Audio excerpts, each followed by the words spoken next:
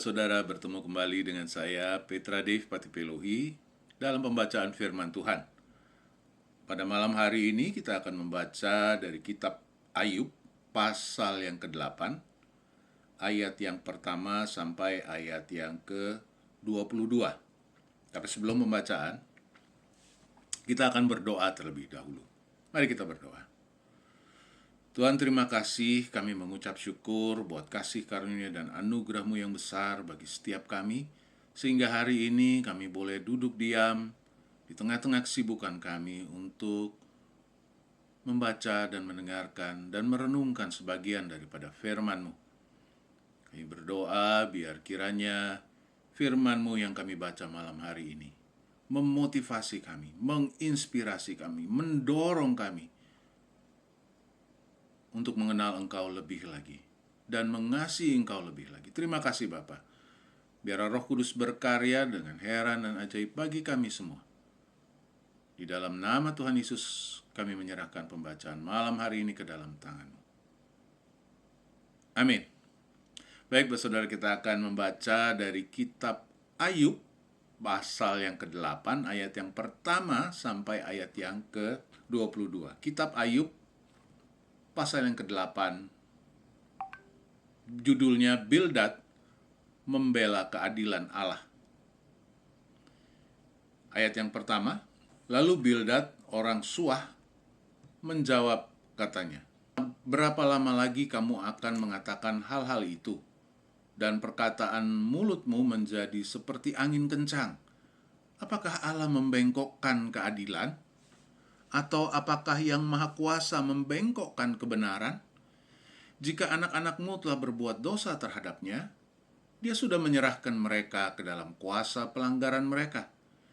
Jika kamu bertekun mencari Allah dan memohon belas kasihan dari Yang Maha Kuasa, jika kamu suci dan jujur, Dia pasti akan bangkit bagimu dan memulihkan tempatmu yang benar. Walaupun permulaanmu kecil, tetapi hari-harimu kemudian akan menjadi sangat besar. Bertanyalah kepada generasi-generasi sebelumnya, dan perhatikanlah apa yang menjadi penemuan para bapa leluhur mereka. Sebab kita baru lahir kemarin dan tidak tahu apa-apa. Karena hari-hari kita di bumi seperti bayangan. Tidakkah mereka akan mengajarimu, memberitahumu, dan mengucapkan perkataan dari hati mereka? Dapatkah papirus tumbuh kalau tidak ada rawa? Dapatkah gelagah berkembang kalau tidak ada air? Sementara tanaman itu sedang berbunga dan tidak dipotong, ia lebih cepat menjadi layu daripada tanaman lainnya. Demikianlah pula jalan hidup semua orang yang melupakan Allah. Harapan orang tidak bertuhan akan lenyap, yang keyakinannya mudah patah, yang pengharapannya seperti sarang laba-laba. Dia bersandar pada rumahnya, tetapi rumahnya tidak tahan berdiri. Ia berpegang padanya, tetapi rumahnya itu tidak bertahan. Dia seperti tanaman yang subur di bawah matahari. Tunas-tunasnya menjulur ke seluruh kebun. Akar-akarnya membalut timbunan batu dan mencari tempat di antara batu-batu.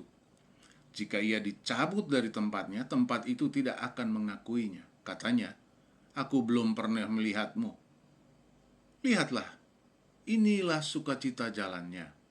Dan dari tanah itu, tanaman-tanaman lain akan tumbuh. Lihatlah, Allah tidak menolak orang yang tidak bersalah dan tidak akan menguatkan tangan pelaku kejahatan. Dia akan memenuhi mulutmu dengan tawa dan bibirmu dengan sukacita. Mereka yang membencimu akan diselubungi dengan malu, dan kemah orang fasik tidak akan ada lagi. Baik, sampai sedemikian jauh pembacaan kita.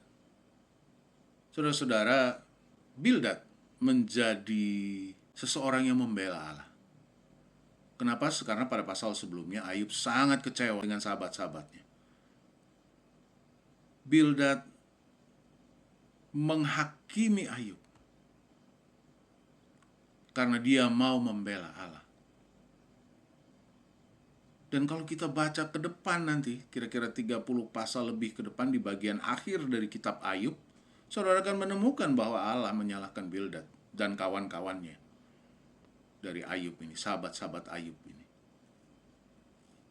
Karena Allah adalah pencipta, dia nggak perlu dibela. Nggak perlu, saudara. Kita yang perlu pembelaan dari Allah, bukan Allah yang perlu kita bela.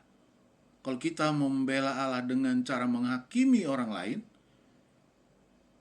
Allah akan marah.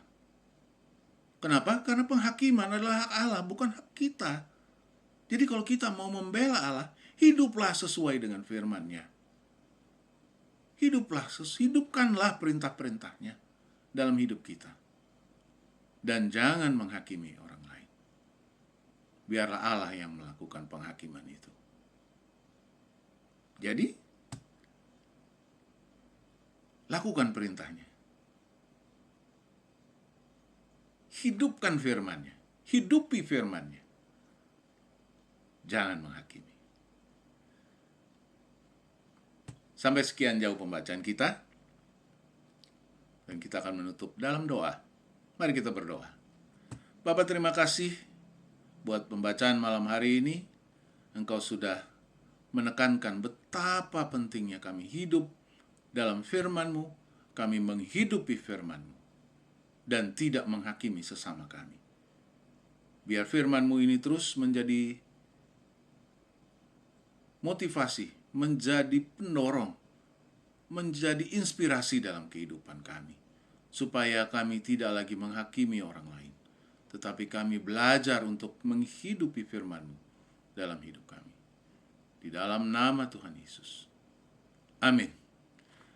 Baik, saudara, ingat, jangan menghakimi, karena itu hak Tuhan, bukan hak kita. Hak kita, hidupi firman Tuhan. Sampai ketemu lagi di pembacaan yang akan datang. Tetap semangat.